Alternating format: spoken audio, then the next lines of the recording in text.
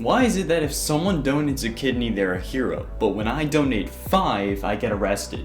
Greetings, Nerd Squad, and welcome back to Top 10 Nerd. I'm your host, Carl Monroe, and you are now aware of your eyes blinking. Superheroes can help solve more problems than just bad guys destroying the city, but sometimes when they try, things end up weird. That's what we're exploring with today's list of the top 10 weird superhero PSA comics. Subscribe if you haven't yet for more nerdy content, and be sure to ring that bell so you remember to come back. Now, let's get started. In at 10, Superman and Wonder Woman, The Hidden Killer. When DC Comics partnered with the US Department of Defense, UNICEF, and the Mine Action Center in 1993 to publish this PSA comic about landmine awareness, it was kind of a weird time. It's extremely depressing that there are parts of the world that this is a daily thing that people have to deal with. So this comic featured Superman and Wonder Woman heading to one of these areas and teaching 3 kids about landmine protection in the least super heroic way possible. And obviously they didn't teach kids to dive towards people who are standing on landmines in an attempt to save them. They actually taught them using posters and graphs. They do, however, go and find a child who had been a victim of a landmine explosion, which would be an incredibly traumatic experience for all parties involved. But it's still sweet of them to try. However, does this really require Superman?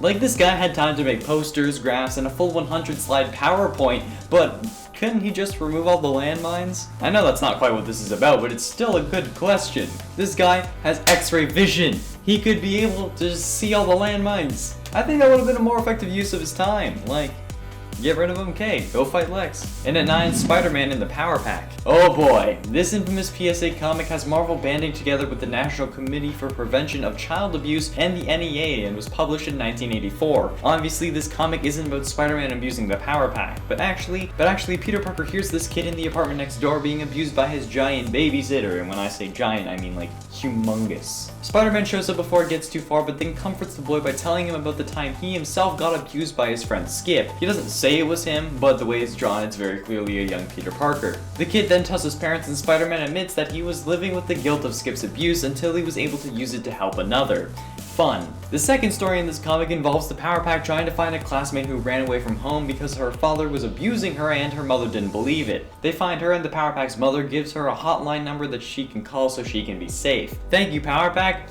Thank you for using your incredible superpowers to open a phone book. I mean, I know that like the point was to like show anyone that they can give someone a number to call, but saying it out loud kind of makes it seem like a crappy message. Especially if kids see the Power Pack doing it and be like, oh man, I'd do that too if I had powers like them. And at 8, the new Teen Titans vs. Drugs. In the 80s, there were 3 anti-drug Teen Titans comics, 2 sponsored by Keebler and 1 by IBM. All 3 replaced Robin with a hero named the Protector. Keebler wanted to ditch the boy Wonder thanks to a weird relationship with Batman, however it doesn't explain why IBM wanted to bring him back, perhaps because of consistency. In the IBM comic, a boy named Jesse does some illicit substances given to him by his older brother, but then is forced to go to an anti-drug rally featuring the Teen Titans because his mother made him. While on the substance, Jesse runs off the nearest cliff, but is stopped by Beast Boy. But then he tries again and succeeds, falling to his doom before Raven catches him. For some reason, probably because comics, this transfers the effect of the drugs from Jesse to Raven. And now the PCP-fueled Raven freaks out. And it's only now that Jesse considers how drugs may be bad,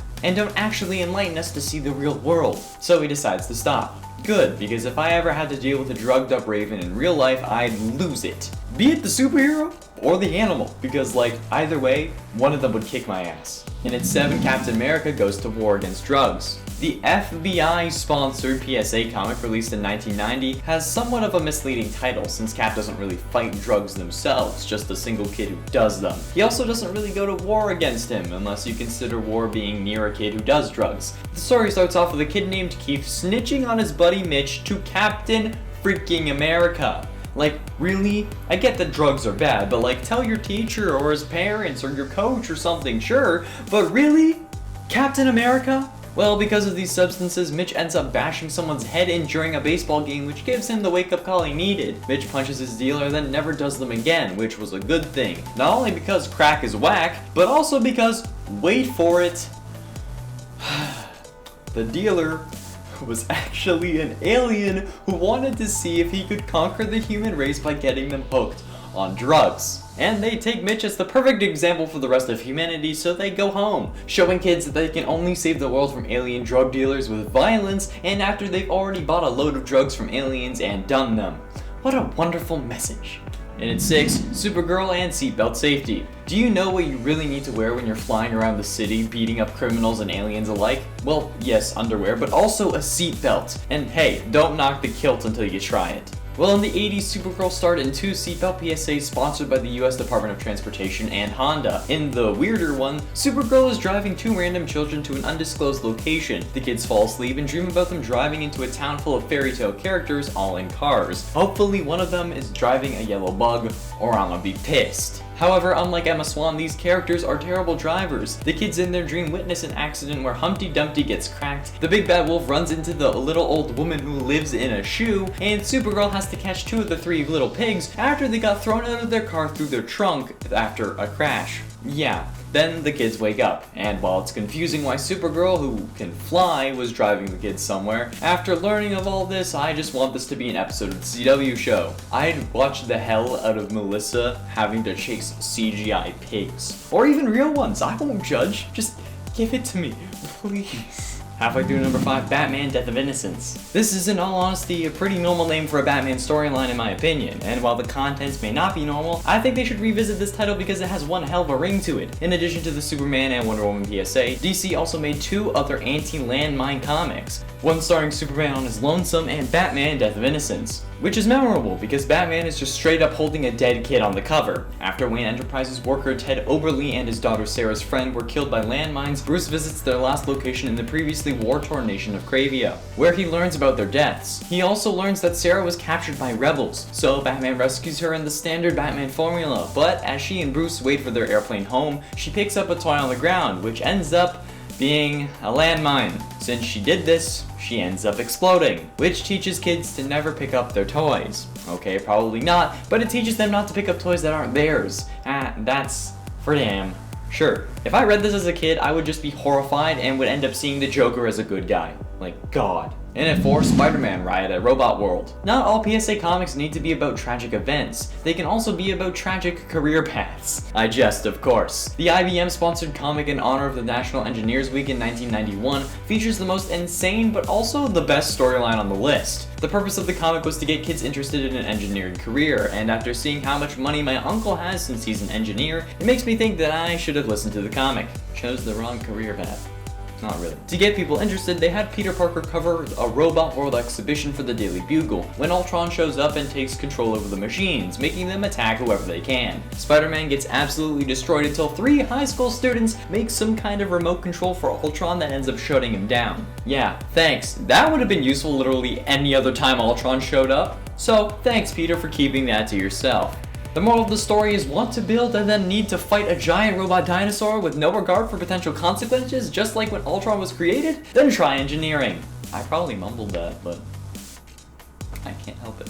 Getting close to the end at number 3, Heroes Against Hunger. This Batman and Superman crossover comic from 1986 features Batman and Superman trying to fix the Ethiopian famine. Superman brings over a load of topsoil for farming, while Wayne Corp is shipping in food. All of it, however, gets destroyed by the Master, who has no superpowers and no ulterior motive for the destruction of the plane other than being a dick to a starving population. While Superman fights the Master, Batman seeks out Lex Luthor for help with the famine situation, who agrees only so that he can succeed where Superman failed. Superman then brings in new soil and Lex develops a super plant growth formula, which does nothing. A Peace Corps worker then informs the group that the soil in Ethiopia is so damaged for years of poor farming that it will take years to fix. So even the combined efforts of Superman, Batman, and Lex freaking Luthor couldn't defeat famine, which doesn't send a good message. If some of the most powerful beings in the DC universe give up fighting against hunger because it's gonna take a while, how is that going to encourage kids to help them out? If their heroes give up, the kids are gonna give up too.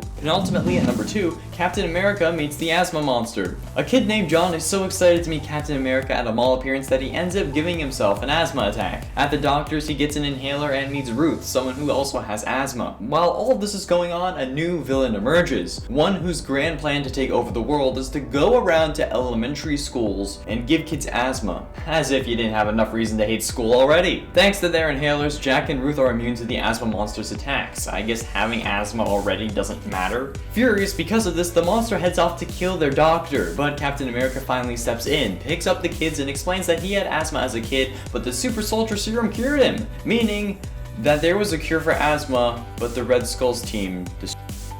So sorry kids, enjoy sucking on your inhalers for the next 60 years while the living proof that there was a cure is out there saving the world and living longer than you because of that serum. Oh, and in an attempt to kill the monsters, the kids spray the monster with their inhalers, which ends up revealing that the monster was just a crazy adult who thought making a supervillain persona and attacking children was an easier way to deal with his asthma than just getting an inhaler for himself. What the actual f?